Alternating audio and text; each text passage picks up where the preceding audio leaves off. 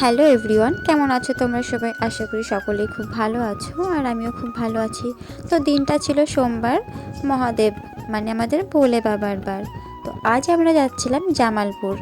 তো আমরা রেডি হয়ে চলে এসেছিলাম। তো এখানে এসে দেখছি যে সবাই রেডি হয়ে গেছে, আমাদের জন্য ওয়েট করছিল। তো এটা ছিল আমার ভাইপো।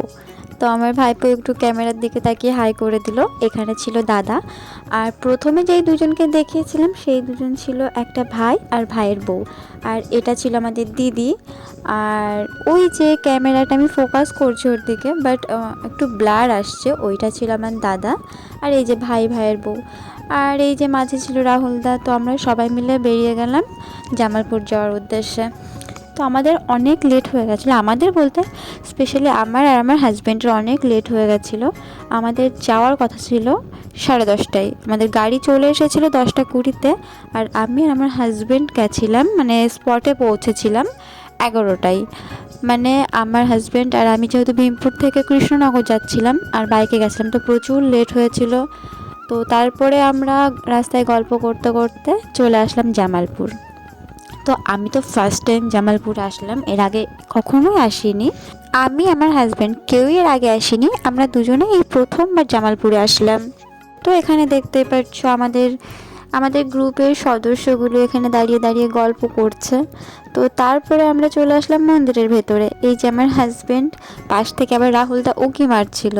তো আজকে যেহেতু সোমবার ছিল, প্রচণ্ড ভিড় ছিল। আর এখানে এতটাই ভিড় ছিল যে আমার না মানে আমি বুঝতে পারছিলাম না আমি ভিডিওটা ঠিক কীভাবে করব।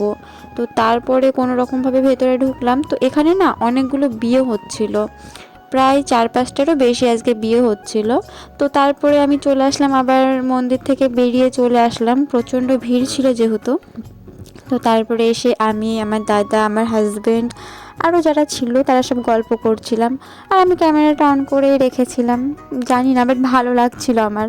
তো তারপরে আমরা মন্দির থেকে বেরোনোর পরে অনেকক্ষণ ধরে হোটেল খোঁজাখুঁজির পর অবশেষে একটা হোটেল আমরা পেয়ে গেছি, যেটার নাম ছিল ভাতের হোটেল। আমরা প্রচুর হোটেল খুঁজেছি যেহেতু সকাল থেকে কেউ খায়নি।